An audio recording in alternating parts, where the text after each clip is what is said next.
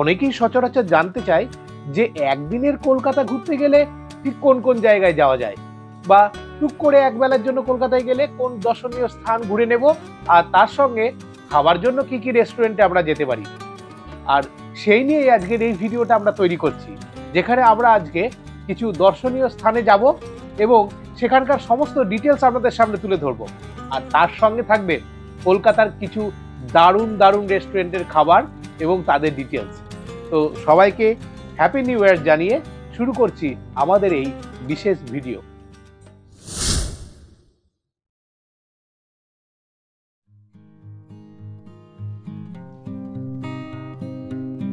সেদিন আমরা প্রথমেই লাঞ্চ করতে চলে গিয়েছিলাম চায়না টাউন। কলকাতার মধ্যে চাইনিজ লোকদের নিয়ে গড়ে ওঠা এই ছোট্ট চায়না টাউনে এলে আপনারা খেতে পারবেন দারুণ দারুণ সব অথেন্টিক চাইনিজ খাবার। বিধাননগর থেকে বাসে করে মাত্র 20 মিনিট সময়ের মধ্যেই আজ আমরা এসেছি এখানকার সব থেকে প্রসিদ্ধ একটি রেস্টুরেন্টে, যার নাম হলো বিগ বস।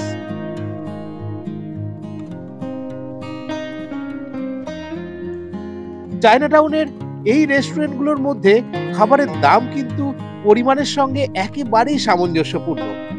আপনারা এখানে যদি একজন ফ্যামিলি নিয়ে আসেন তাহলে কিন্তু আপনারা খুব বেশি পরিমাণে খাবার অর্ডার করবেন না, কারণ এখানের প্রত্যেকটা খাবারের ডিশেই কিন্তু পর্যাপ্ত পরিমাণের খাবার দেওয়া হয়, আর দামও কিন্তু ঠিকঠাক। যদিও আমরা জানি যে এখানকার সব থেকে ভালো সিগনেচার ডিশ হলো গোল্ডেন ফ্রাইড প্রন, কিন্তু তাও আমাদের অ্যালার্জির একটু প্রবলেম থাকায় আমরা আজকে সেই ডিশটা অর্ডার দিচ্ছি না।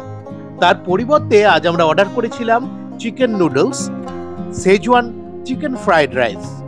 এই নুডলস আর ফ্রাইড রাইসের দাম ওই 200 টাকার মধ্যে ছিল, আর তার সঙ্গে আমরা নিয়েছিলাম কুংপাও চিকেন। একটা ফুল প্লেট কুংপাও চিকেনের দাম কিন্তু ওই 400 টাকার মতো। আপনারা হাফ প্লেটে অর্ডার করতে পারেন। আর তার সঙ্গে ছিল এই ফুংশাং চিকেন, এটারও দাম ওই 400 টাকার মধ্যে। এই চায়না টাউনে গেলে আপনারা কিন্তু হাফ প্লেট এবং ফুল প্লেট দুটো ভাবেই কিন্তু খাবার অর্ডার দিতে পারেন। এখানে চিকেনের ফুল প্লেট ডিশে আপনারা 12 পিস চিকেন পাবেন, আর হাফ প্লেট ডিশে পাবেন 6 পিস চিকেন। এই চায়না টাউনের যে খাবারগুলো থাকে সেখানে কিন্তু একটা দারুণ চাইনিজ ফ্লেভার কিন্তু পাওয়া যায়। আর আপনারা সচরাচর যেরকম রেস্টুরেন্টে খান চাইনিজ খাবার, এখানে কিন্তু সেরকম টেস্ট নয়, তার থেকে কিন্তু একদম ডিফারেন্ট। তো আমি বলবো, যদি অথেন্টিক চাইনিজ খাবার আপনাদের ইচ্ছে থাকে কলকাতায়, তাহলে আসুন চায়না টাউন। লাঞ্চ সেরে আজকে আমাদের পরের ডেস্টিনেশন হলো বিড়লা প্ল্যানেটোরিয়াম। সেদিন এই বিড়লা প্ল্যানেটোরিয়ামে আমরা দেখতে গিয়েছিলাম অ্যাস্ট্রোনমিক্যাল শো, যার সময়সীমা হচ্ছে 40 থেকে 50 মিনিট এবং প্রবেশ মূল্য হচ্ছে জনপ্রতি 120 টাকা। আর 3 বছরের শিশুদের জন্য কোনো প্রবেশ মূল্য নেই। আপনারা এই টিকিট অনলাইন এবং অফলাইন দুটো ভাবেই কাটতে পারেন। আর এই শো সপ্তাহের 6 দিন হয়, রবিবার বন্ধ থাকে। আর এই শো বিভিন্ন ল্যাঙ্গুয়েজের মাধ্যমেও কিন্তু হয়। তাই বাচ্চাদের সঙ্গে নিয়ে যদি আপনি কলকাতা আসেন ঘুরতে, তাহলে কিন্তু আপনার চয়েস বিড়লা প্ল্যানেটোরিয়াম হতেই হবে। আর সেই শো দেখে আমরা তারপর গিয়েছিলাম সেই বিড়লা প্ল্যানেটোরিয়ামের মিউজিয়ামে, যেখানে বিভিন্ন অ্যাস্ট্রোনমিক্যাল বডি এবং তাদের ডেসক্রিপশন এখানে কিন্তু দারুণভাবে বর্ণিত আছে। আর এই মিউজিয়ামের মধ্যে এই জায়গাটা কিন্তু বাচ্চাদের ভিড় সব থেকে বেশি, কারণ এই জায়গায় আপনাদের নিজেদের ভর বিভিন্ন অ্যাস্ট্রোনমিক্যাল বডিতে কত হবে তা ক্যালকুলেট করে দিচ্ছে। এই বিড়লা প্ল্যানেটোরিয়াম দেখে আমরা তারপর প্রবেশ করলাম সেন্ট পলস ক্যাথিড্রাল চার্চে, যেটা বিড়লা প্ল্যানেটোরিয়ামের একদম পাশেই অবস্থিত। কিন্তু সন্ধে 6টার সময় সেই চার্চের গেট যেহেতু বন্ধ হয়ে যায়, তাই সেদিন আমরা সেই চার্চে প্রবেশ করতে পারিনি। তাই আমরা বাইরে থেকে দেখে নিয়েছিলাম সেই চার্চ। আর দেখুন, এই নিউ ইয়ার উপলক্ষে সেই চার্চের পাশের রাস্তাটা কি সুন্দরভাবে লাইটিং দিয়ে সাজানো হয়েছে, আমাদের কিন্তু দারুণ লাগছে। আর এখানে কিন্তু মানুষের ভিড়ও কিন্তু প্রচুর। আর কথাই আছে, বাঙালির কিন্তু 12 মাসে 13 পার্বণ।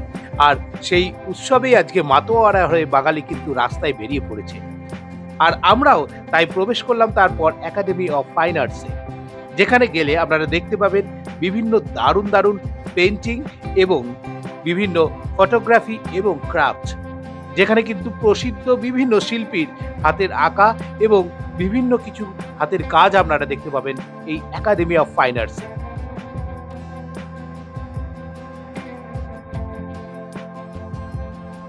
দেশের বিভিন্ন প্রান্ত থেকে বিভিন্ন নামি নামি শিল্পীদের নিয়ে তখন একাডেমি অফ ফাইন আর্টসে চলছিল পেন্টিং এর এক এক্সিবিশন।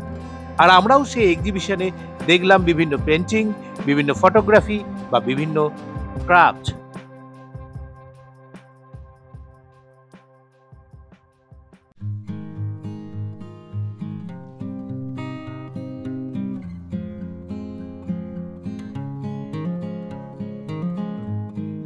একাডেমি অফ ফাইন আর্টসে আর্ট এক্সিবিশন দেখে তারপর আমরা প্রবেশ করলাম নন্দনে। নন্দন হলো কলকাতার এক সাংস্কৃতিক পীঠস্থান, যেখানে তখন চলছিল সঙ্গীত মেলা। আর তার সামনেই নন্দন ঢুকতেই বসেছিল হরেক রকম মেলা। সেই মেলারই কিছু জিনিস আজ আমরা আপনাদের দেখাচ্ছি যে সেই মেলায় কি কি জিনিস পাওয়া যাচ্ছে। যদিও এই মেলায় দাম কিন্তু একটু বেশির দিকেই, আমরা কিছু জিনিস কিনিনি, তাই অল্প সময়ে সেই মেলা দেখে আমরা সঙ্গীত মেলায় প্রবেশ করলাম।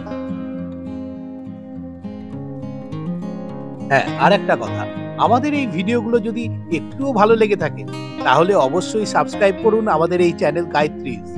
আর তার পাশে থাকা এই বেল আইকনটাও কিন্তু প্রেস করতে ভুলবেন না, কারণ বেল আইকন প্রেস করলে আমাদের যখনই আমরা ভিডিও দেব তখন তার ইনস্ট্যান্ট নোটিফিকেশন কিন্তু আপনাদের কাছে চলে যাবে আর আপনারা সেই ভিডিওটা দেখতে পারবেন। আর যদি ভালো লাগে ভিডিওগুলো তাহলে লাইক, শেয়ার আর কমেন্ট তো করবেনই। এই দেখুন সামনে যে মূর্তিটা তৈরি, এটা হচ্ছে রবীন্দ্রনাথের মূর্তি। এটা তৈরি করেছিলেন রামকিঙ্কর বেইজ। তিনি ছিলেন এক বিখ্যাত শিল্পী বাংলার। এরপর রবীন্দ্র সদনের ভিতরে চলছিল হচ্ছে সঙ্গীত মেলা। আর সেই সঙ্গীত মেলায় তখন পারফর্ম করছিলেন দেশ বিদেশের বিভিন্ন শিল্পী। এরপর কিছুটা সময় এই সঙ্গীতানুষ্ঠান দেখে আমরা ডিনার করতে গেলাম মানি স্কোয়ারে। বাইপাসের ধারে একটি শপিং মল হলো মানি স্কোয়ার। আর সেই মানি স্কোয়ারের ভিতরের পরিবেশটা কিন্তু দারুণ সুন্দর। এই ক্রিসমাস ও নিউ ইয়ার উপলক্ষে কিন্তু মানি স্কোয়ারের এন্ট্রিটা কিন্তু দারুণভাবে সাজানো হয়েছিল এই সান্তা ক্লজ দিয়ে। আর মানি স্কোয়ারে ঢুকেই আমাদের চোখে পড়লো নানান রকমের খাবারের স্টল এবং নানান রকম বিভিন্ন দোকান।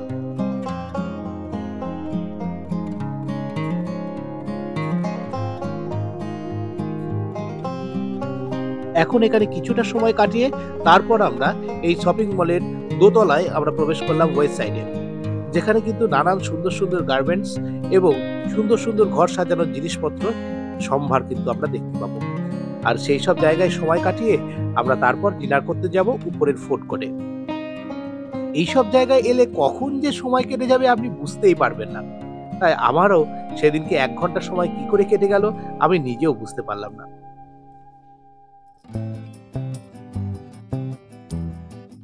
আমরা এখন চলে এসেছি মানি স্কোয়ারের একদম উপরে ফুড কোর্টে। এই ফুড কোর্টে আজকে আমরা ডিনার করব।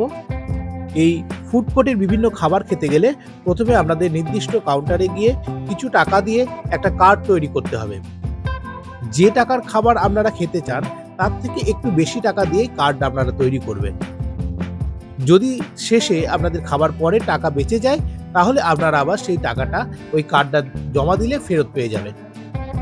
তো আমরা কিছুটা সময় সেই ফুড কোর্টের পাশে গেম সেন্টারে কাটিয়ে আমরা ওয়াও মোমো থেকে অর্ডার দিলাম 2 রকমের সিজলার। হ্যাঁ, এটা হচ্ছে চিকেন চিজ সিজলারের একটা কম্বো প্যাক।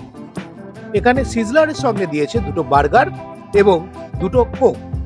আর আমরা 2 ধরনের সিজলার অর্ডার করেছিলাম, একটা রাইস দিয়ে আর একটা হচ্ছে নুডলস দিয়ে। তার সঙ্গে 2টো pan fried chicken cheese momo আর 3টে স্টিম চিকেন চিজ মোমো। এই দিয়েই কিন্তু আজকে আমরা আমাদের ডিনার সেরে নিয়েছিলাম।